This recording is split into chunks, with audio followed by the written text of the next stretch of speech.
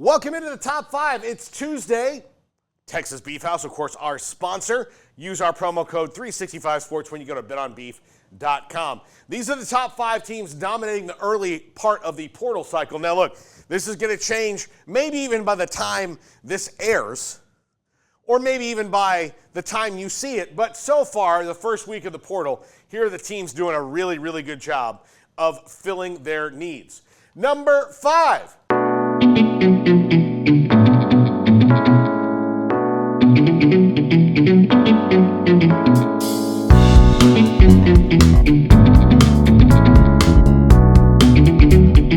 Texas A&M, Micah Hudson, Julian Humphrey. I don't really need to go past that, although they've got some more in the cycle here. But a starting cornerback as they lose, some people at that position, an SEC-level cornerback, and a guy who started 10 games for Georgia this year, and a five-star wide receiver who, for whatever reason, got lost in the shuffle at Texas Tech. Don't know all the goings-on there, but wide receiver was a position of weakness for them. Now they bring in Micah Hudson to pair with Noah Thomas and Terry Bussey. Maybe going to be a strength next year, and we'll see how Micah Hudson does in College Station.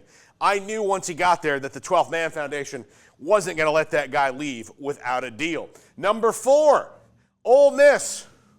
The Portal King, as he has crowned himself, strikes again. Now, we saw this year it doesn't always work out exactly how you want it. They went big in the portal and still wound up outside the playoff and not competing for the SEC title. However, with Prince Will Umanmielen following his brother, Princely Umanmielen, to Ole Miss, and Princely will be in the NFL this year, that's a huge get for them, and one of those other defensive linemen that left Nebraska. But so far, Ole Miss, not just that, but starting to really make waves. And we'll see what they do at the quarterback position coming up with Jackson Dart not going to be there. But they feel pretty confident in their succession plan.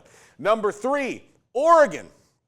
No holes for Oregon going into next year. They've already got their quarterback of the future on the roster in Dante Moore. They've got tons of wide receivers, running backs, offensive linemen, whatever. The biggest grab they got, Dylan Thieneman from Purdue, one of the many really good Purdue defensive players who left and on their way elsewhere. Oregon, seriously, Dan Lanning has them loaded for next year as well, and we'll see what happens in the playoff coming up. Number two, LSU. Garrett is maybe rolling his eyes a little bit, but so far, Barrion Brown, wide receiver, comes in to pair with Kyron Lacey, some other good wide receivers. That's going to be good. Michael Van Buren, quarterback of the future, comes in from Mississippi State. I think that's a loss for the Bulldogs and a huge gain for the Tigers. They've got Jack Pryburn from Florida, defensive end, guy who can rush the passer. There are some good things going on at LSU, and maybe some of Brian Kelly's money is already being invested wisely in some of these portal players as LSU looks to turn around from a wildly disappointing season. And number one, Texas Tech, killing it right now.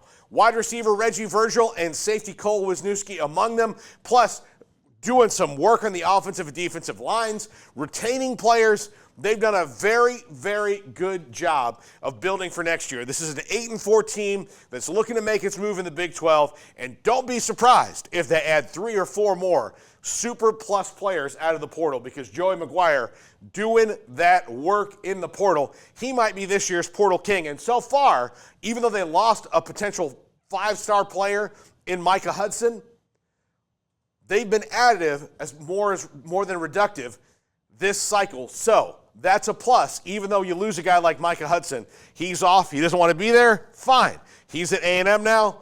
That's good for them. What's good for you is to move on. They got Reggie Virgil, wide receiver out of Miami, Ohio. Really good, big player, going to fit in well in that offense. We'll see that down the line this year for Texas Tech and Mac Leftwich as he calls those plays. Plus, Sheil Wood gets an enforcer and Cole Wisniewski in the secondary. That is what they need, and that is why, so far, cleaning up in the portal are the Red Raiders. This is the top five. We're headed out right after this.